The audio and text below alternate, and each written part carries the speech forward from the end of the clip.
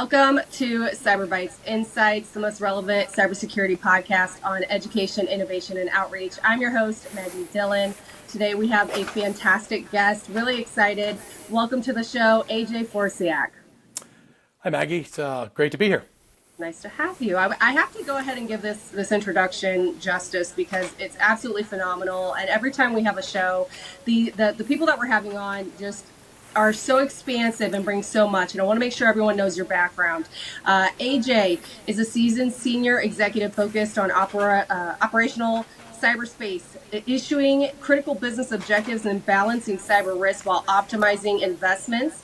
He has over 30 years of experience within the Department of Defense as an intelligence and cyber professional with assignments as a U.S. Army military intelligence officer, U.S. Navy civilian, Defense Intelligence Agency civilian, and U.S. Army civilian. AJ has led complex and multinational programs for the Department of Defense over 2 decades. His last assignment was for the government, establishing the Executive Agency for Cyber Training Ranges for the Department of Defense. Educational background includes a very diverse experience, holding an undergraduate degree in biology from Seton Hall University, a master's degree in public administration from American University, and master's of science in cybersecurity from Brown University. Also a certified chief information officer from the National Defense University and a senior executive fellow from the Harvard Kennedy School of Government. Also, he has honed his skills through executive education programs at Tuck School of Business at Dartmouth College, the Wharton School of Business at Pennsylvania University, and the McCombs School of Business at the University of Texas. Are you thinking of going back to school anymore? Just out of curiosity? No, I'm good. I think I spent a lot of time in academic programs. So yeah. I feel like I just learned a lot reading that, and I love it. I'm so excited to have you here today. Thank you. We are talking specifically about a very hot keyword right now in the cybersecurity industry, zero trust.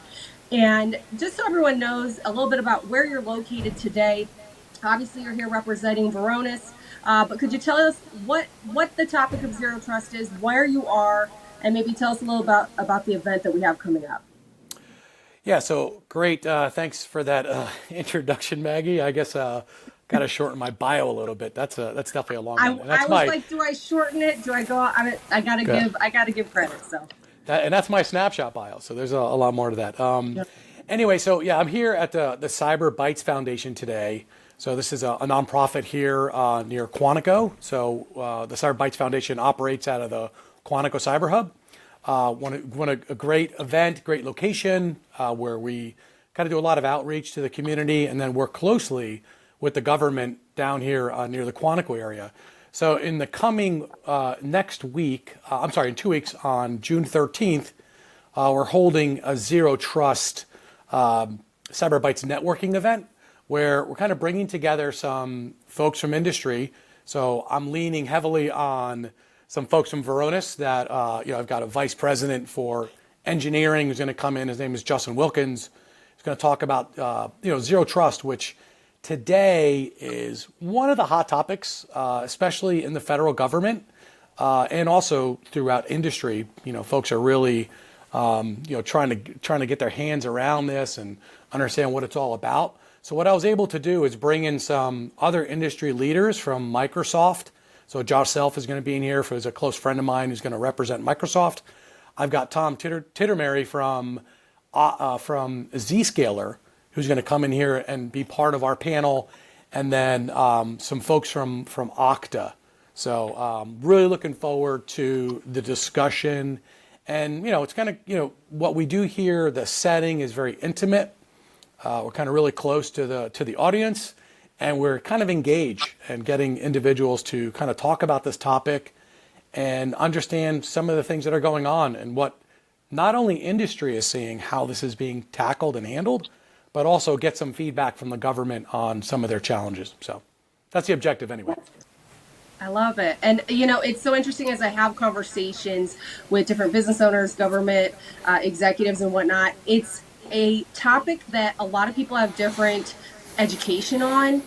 There's a little bit of a mystification with it. And so in your eyes, why do you think that is? And could you explain maybe how we demystify it? Yeah, so that's great. So I think when you look at zero trust, it's as kind of mentioned in my bio, My background is from the intelligence community. So I spent, almost 20 years in the intelligence community.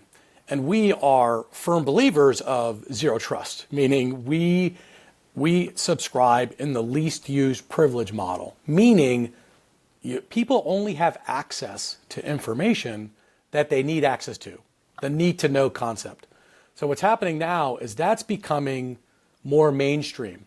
As we see some of the leaks like Edward Snowden, just recently with Ed Teixeira, the Massachusetts Air National Guard soldier that took information off a classified network, put it out on a Discord server. He was just prosecuted a couple of weeks ago. I think the federal government is realizing that, hey, this is a problem, and what are we going to do about it? So now there are chief data officers standing up around the federal government, and they're looking at how to solve the problem by using something called zero trust, right? So the basically idea of zero trust is people only have access to data that they need access to. So the reason I say demystifying it, because there's a lot of guidance out there. So DoD put out guidance. Each of the services are putting out guidance. There's multiple pillars of zero trust, from users to devices to networks to applications to analytics, automation, data. So when you start laying all that out, it confuses the hell out of everybody. So what I'm trying to do is kind of get folks to talk about it. And one thing to remember, there's not one solution to this problem. It involves people, it involves processes, and it involves tools. And they all have to come together to solve the problem. So that's what we're going to talk about. You opened so many questions, can of worm wise, with that answer. And I'm totally going off topic, and I love this because that's why we do these conversations. I heard you make a comment about the control of information, obviously critical in this industry, but just to keep people safe. Very hairy topic with people and their rights and their freedoms and whatnot. Yeah. How do we come up with multiple solutions on that and keep people happy? Is that even a real thing? And I say that because people who aren't in our industry, they don't get it more often than not. And it's hard to discuss because, a lot of times the top executives can't discuss it. So how do we tackle that? Just in your opinion, off the top of your head, or what would be a good way to respond to that type of question? So I think you're kind of going into a privacy discussion, right? So when I talk about safeguarding information, we're talking about sensitive information. So sensitive information that's to the government, right? So daily, if you just think of one simple thing like PII, which is personally identifiable information. That's a tongue twister. So that information, we want to keep that, we want to protect that information. So if I'm collecting that from individuals, you want to protect that. That's what I mean by limiting the access to it. You want to limit access to protect it. Not giving you access to which things you should have access to. But for example, Maggie, if I'm an organization and I collect your social security number, you expect me to protect that. And what I have an obligation to do is not only protect it, but only give access to that information to people who need access to it. So if I basically put that on my network and everybody has access to it, that's a problem.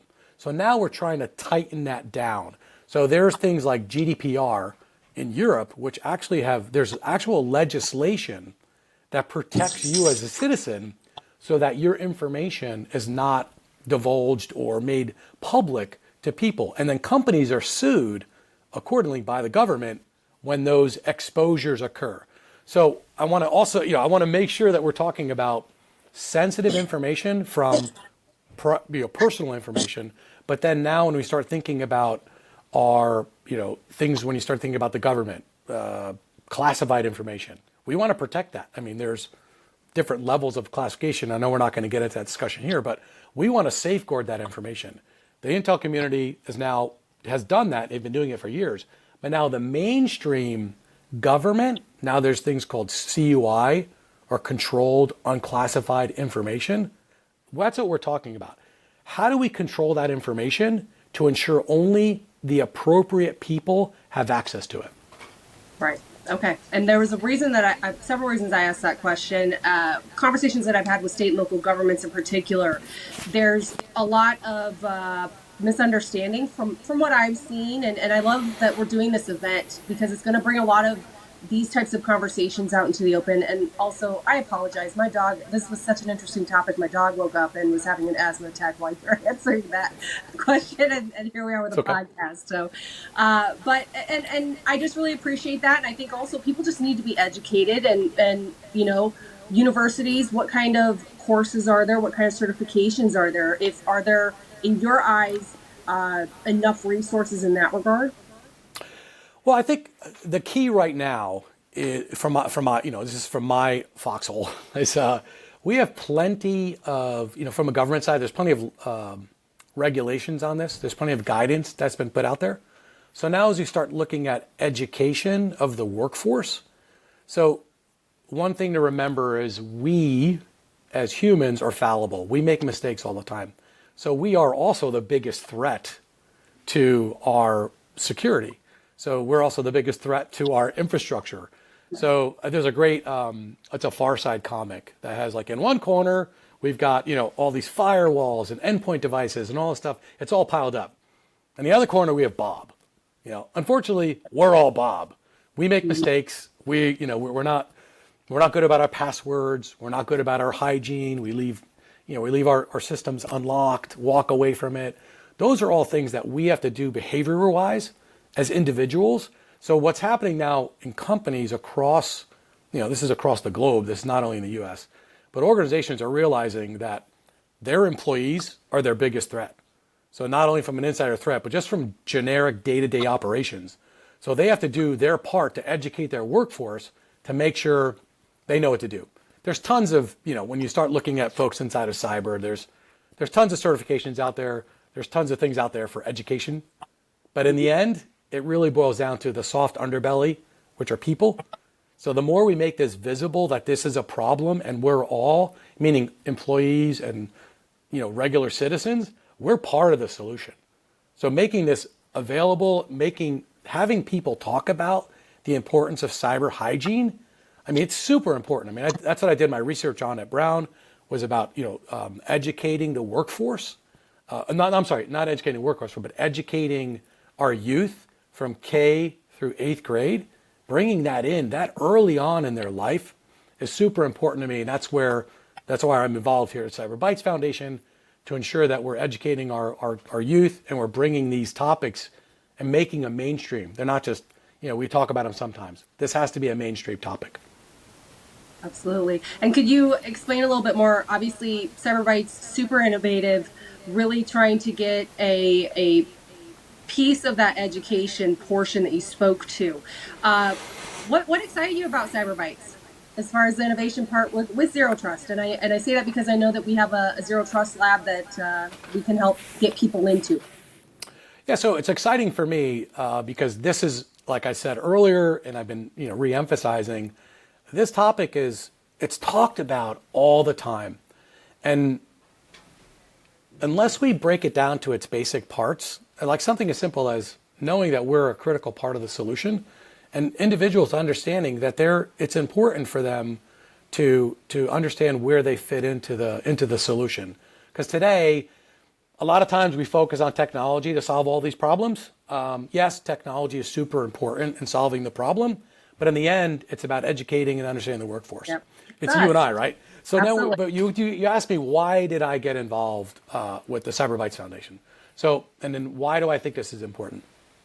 So, in my bio, I spent a lot of time on the government side. And I think on the government side, we're hamstrung a lot of times in engaging with industry.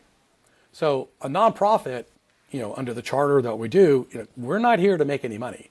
We're here to bring technology, bring innovation to the community. And in this case, a portion of what we do is back to the government. So we're right outside the gates of Quantico. We work directly with the Marine Corps. We work directly with other organizations that are here on Quantico. They know who they are.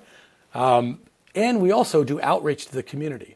So that helps with, cyber is one of the largest growing fields. But at the same time, cyber has a very difficult time with recruitment. I mean, I forgot the latest number, but there's like 2.5 million jobs that are left unopened. I mean, just before I was part of this podcast, I was talking to the Air Force, National Guard Air Force unit that's here in Virginia. They just happened to pop in. I just happened to be here. And we talked about some of the challenges they're having. Yep. It's recruitment. They have the same problem that the civilian workforce is having. So why I'm involved, I want to take what I've learned in the government and what I've learned in the military and make that, so I could take that and parlay that into how do we help not only industry, but how do we help the government solve their recruiting challenges, but also solve their technological challenges. I know how the government works. I know some of the challenges they have. I know they're afraid to talk to the industry. But under the shroud of a nonprofit, we could talk to them and kind of help them work through some of their challenges. Long-winded answer, but that's why I'm here. No, that's all right. That's why I'm here too. And you really tugged on my heartstrings there because I have 15 years of executive headhunting experience and I'm coming at it from the different angle where I saw the same disconnect and I'm like, well, how do I come up with solutions to help the government at the same time, private industry and the kiddos that are, still in diapers wanting to grow up and be business owners one day? How do we collaborate? So I think that Bytes Foundation in particular, we are always open for donations, and I really want to make sure I mention that on this one in particular because we are getting ready to launch our summer camps on Monday. It is a fantastic program to give donations to. All of the donations go to several different programs. We've got our Crossroads program to help veterans transition with the workforce. Obviously helping to just keep our lights on, things of this nature, but also help events like this, the Zero Trust event. So I just want to make sure that we do talk about our donations on this. But as far as maybe best approach for Zero Trust implementation strategy, very long question, and I'm sure you could go down the rabbit hole with that. Currently, without getting too much away before the event, what do you think is the best route for someone who really wants to look into those types of strategies? I'm just going to focus on one basic thing, right? So earlier on, I talked a little bit about the pillars of Zero Trust, right? So there's users, devices. You could throw a lot of tools at this problem, right? We've been doing it for years. We've been focusing on the endpoint. We've been just bombarding the endpoint with another firewall, another switch, another router in place of it. But one thing I talk about, and this is what I think is the true essence of Zero Trust. Zero Trust boils down to one simple thing: protecting your data. So right now, I love the analogy. Why does a robber break into a bank? To steal money. They're not going there to steal a pen. They're going there to get money. Adversaries are breaking into your network to get to your data. So whatever you do, if you don't have a complete visibility on what's going on to your data, if you don't have context of why and where, who is accessing your data, and if you're not continuously doing that with automation to remain current, it's a losing strategy. So focus on the data. Ensure you have, I use the word the 3 C's. You got to have context, you have to have a complete visibility, and you have to be current on what's happening, meaning current visibility in that environment, and continuously monitor it. You're never going to get there. So just a little bit about what we're going to talk about. But to me, that's the baseline of Zero Trust. Least use privilege model. It's all about the data. It really is. Awesome. When can people plan their calendars to come to this event and meet with you and your top executives? Yeah, so hopefully, I know we're going to put the link in this podcast for the event. So it's on June 13th at 1 o'clock here at the Bytes Foundation here. I think it's 1010 Corporate Drive in Quantico. Stafford, Virginia. We're right outside the gates of Quantico, so it's 1010 Corporate Drive. The information will be, we'll have a link so you can register for the event. But register, we'll do a keynote address, and then we'll have a panel, and then followed by some networking opportunities. So I think it's a great opportunity to have industry, government, and academia come together and talk about this topic. And then it's a free flowing environment to talk about things. So I highly encourage individuals to get involved and join and be part of it. I love it. Final question as we wrap up here, and I get a lot of people that ask me, how can I get into the cybersecurity industry? I don't think sometimes we realize how much we inspire people just by being passionate about what we talk about on camera or at events and whatnot. So if someone, is just coming into college and they aren't quite sure what they want to do, and they have an idea that they wanted to get into IT, cybersecurity, any of the things that you personally have even, been a part of, what advice from just an entrepreneur, business owner mentality would you give to people that maybe want to get their feet wet? Great question. So I think, as I mentioned earlier, cybersecurity is a great field to get involved with. It's based in science, right? Hard science. My background, my background, I started in college in biology, right? So it's a science, right? So you understand about how to solve problems, and the baseline to all of this is, I also mentioned this, not everybody is cut out to be in this field. It is a technical field, and what I recommend is if you enjoy math, you enjoy coding, you get involved in those things and understand the scientific method. That is really, if you flourish in that environment, this is definitely a field for you. It's definitely a field for you. And even like when I would go on recruiting events when I was in the government, and we'd go into colleges and talk to individuals, we would talk to those folks that are in the math programs or physics programs or any type of science program. Because in the end, in cyber, what are we trying to do? We're trying to solve a problem. And once you understand how to solve a problem, you could then learn the techniques and tools and processes that we use in cyber to solve that problem. So I encourage everybody out there who likes math, who likes to solve problems, to get involved in cyber. It's there. There's plenty of opportunity. Like I said earlier, there's tons of jobs available, and it is one of the fastest growing fields. So get involved. There you go. And I'll segue that into, I hate math, and I got into cybersecurity for that reason. I love business and strategy and operations, and more importantly, I love keeping people safe and protective instincts. Maybe it's my mama bear coming out. I don't know. But we need help in other areas, and not just in what you're talking to, AJ, but also business executives that maybe can bring in other angles, CFOs, things of this nature. There's going to be a learning curve for sure. And I also think it depends on portfolios and your connections too. So I just want to make sure I add that as well. Because if you think about every component in an organization, what is one thing they need? Data. So remember, that's what the adversaries are going after, is data. And what we have to do in cyber is protect that data. So everybody uses it. Data is the lifeblood of every organization. So protect it, and that's where cyber comes in. So there you go. Well, thank you so much for taking the time to meet with me today. I know this is going to be a really great event. I'm excited.